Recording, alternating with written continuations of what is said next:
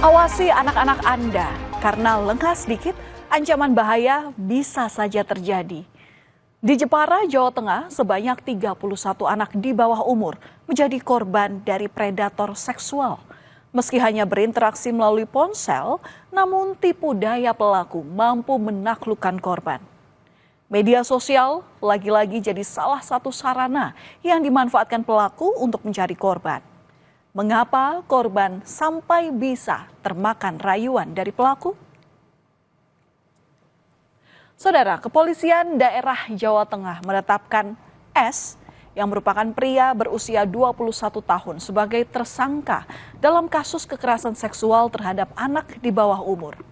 Pria asal Kecamatan Kalinyamatan, Kabupaten Jepara ini diduga melakukan pelecehan terhadap puluhan korban yang tersebar di berbagai daerah. Saat itu pada tanggal 3 Mei 2025, polisi menyebut jumlah korbannya mencapai 21 anak.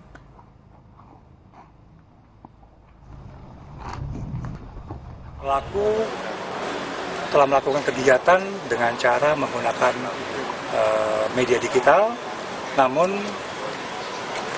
berakibat pada korban-korban terutama anak-anak di bawah umur. Banyak sekali. Saat ini yang baru terdata ya, 21 anak di bawah umur. Ya, kemudian tersangka melakukan kegiatan aktivitas seksual terhadap yang bersangkutan. Ya. Yang tersangka termasuk menurut kami adalah predator seks.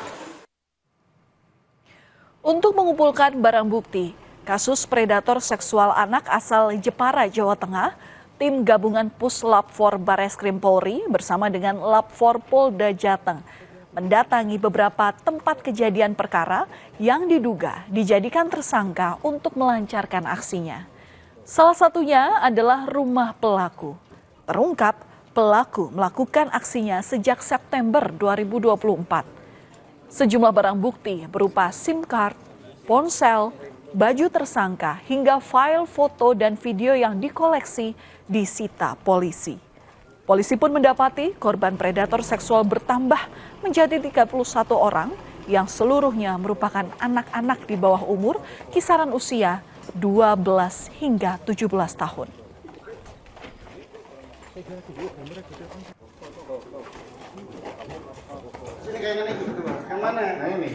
Lokasi olah TKP kedua adalah sebuah hotel di wilayah yang sama, yakni Jepara.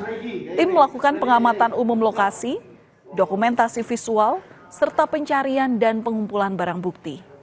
Kemudian pemeriksaan awal terhadap titik-titik yang dicurigai mengandung cairan tubuh. Mengganggu hari libur berarti ya? Predator payah. Dan lokasi ketiga dilakukannya olah TKP adalah kamar indekos pelaku yang ada di Desa Langon, Kecamatan Tahunan, Jepara, Jawa Tengah. Di tempat ini, tersangka mengaku memerkosa 2 korban di bawah umur. Dari hasil olah TKP, polisi menemukan sejumlah barang bukti antara lain potongan kain kasur dengan bercak sperma di kamar kos. Kemudian potongan busa kasur dan kain spray dengan bercak darah serta rambut.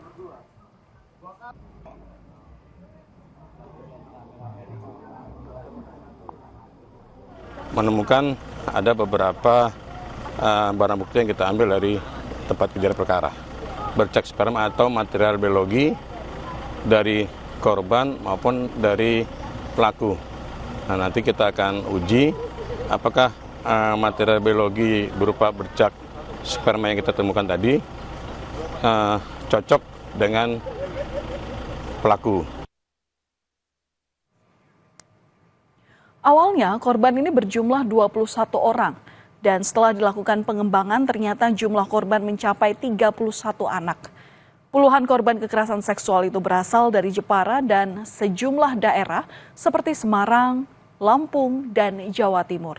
Sejumlah korban pernah bertemu dengan predator seksual itu setelah diancam foto dan videonya akan disebarluaskan. Ketika bertemu, S atau tersangka memerkosa korban. Peristiwa kekerasan seksual ini terungkap berawal ketika ponsel seorang korban rusak. Orang tua korban lantas membawa ponsel itu ke tempat reparasi. Kemudian ditemukan adanya sejumlah foto korban yang tanpa busana. Foto-foto itu diambil atas permintaan S yang merupakan tersangka dalam kasus ini. Dan orang tua korban pun langsung menghubungi polisi. Lalu pertanyaan selanjutnya, bagaimana cara korban dan pelaku ini bisa saling mengenal? Rupanya mereka saling mengenal melalui aplikasi pesan daring. Tapi pelaku menggunakan foto orang lain sebagai profilnya di media sosial. S kemudian merayu korban untuk mengirimkan foto dan video pribadi.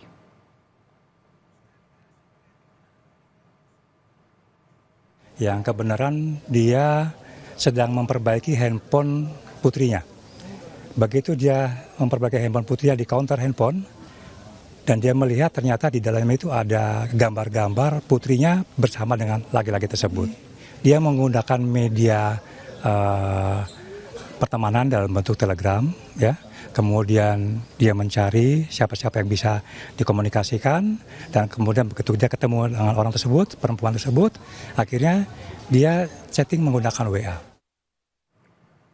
Tersangka predator seksual anak pun mengakui dari 31 korban, 5 diantaranya telah disetubuhi di 4 lokasi yang berbeda.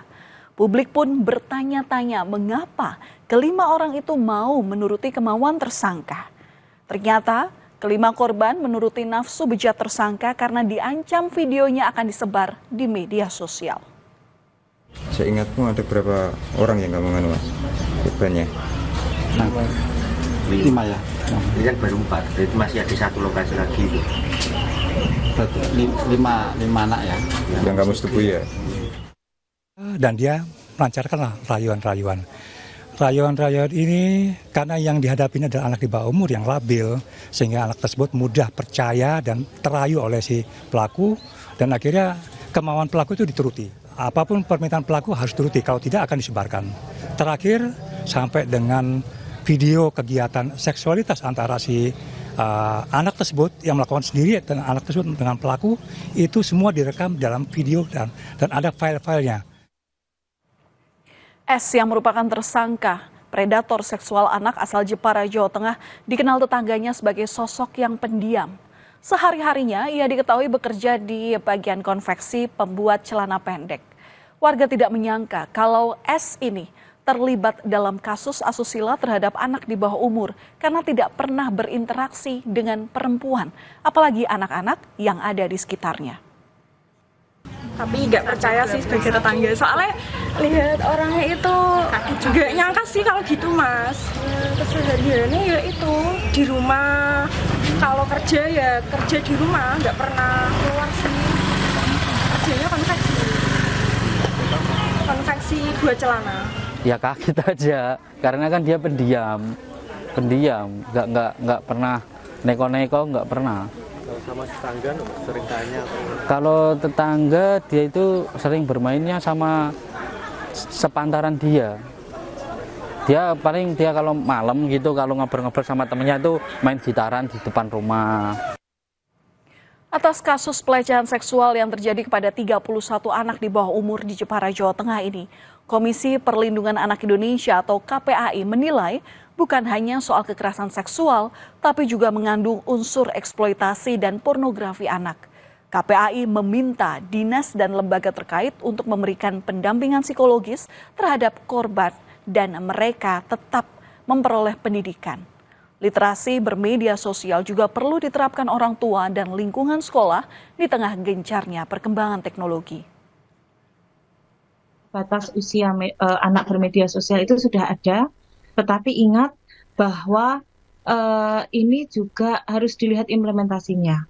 Buktinya sampai hari ini yang menjadi korban adalah anak-anak masih di bawah umur semua. Ada gap yang besar antara kecanggihan teknologi kemudian dengan literasi digital kita.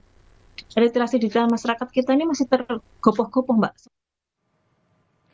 Wakil Menteri Pemberdayaan Perempuan dan Perlindungan Anak Veronika Tan menyebut kekerasan seksual pada anak sebagai fenomena gunung es.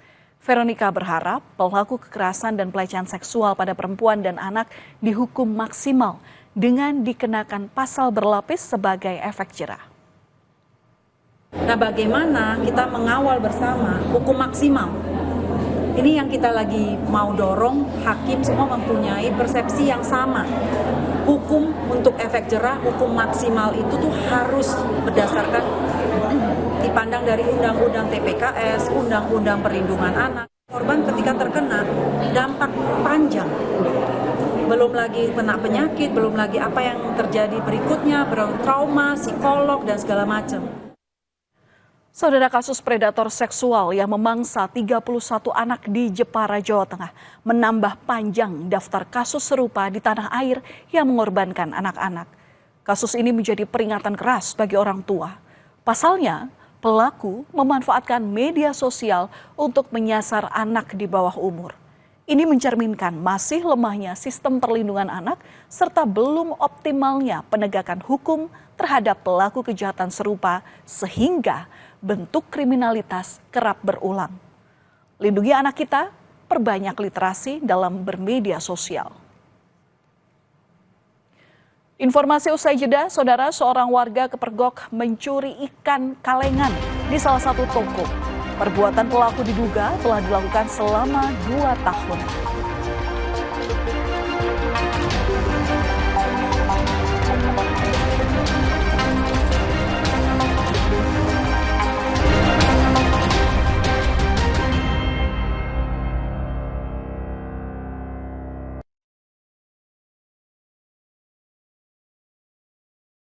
Semua botol bayi tertulis 100% bebas BPA. Kalau air galon, ada nggak ya yang 100% bebas BPA? Untuk itu, Le Mineral hadir dengan galon yang 100% bebas BPA. Ditandai dengan kode segitiga nomor 1.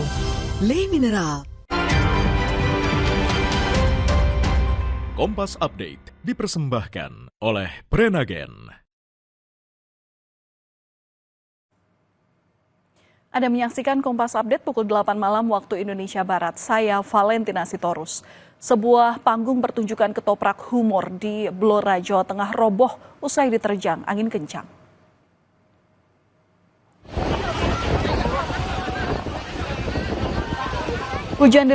Hujan disertai angin kencang merobohkan sebuah panggung pertunjukan ketoprak humor di Dusun Ploso, Desa Kamolan, Blora, Jawa Tengah pada Selasa siang. Peristiwa ini sempat membuat para pemain dan warga kocar-kacir melarikan diri. Beruntung tidak ada korban jiwa dalam peristiwa ini. Namun akibat kejadian ini, panggung pertunjukan tidak bisa digunakan lagi dan panitia terpaksa memindahkan lokasi pertunjukan ke tempat yang lebih aman.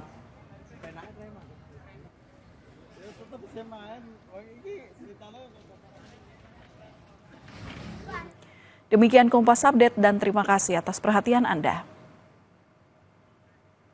Terima kasih Anda telah menyaksikan Kompas Update yang didukung oleh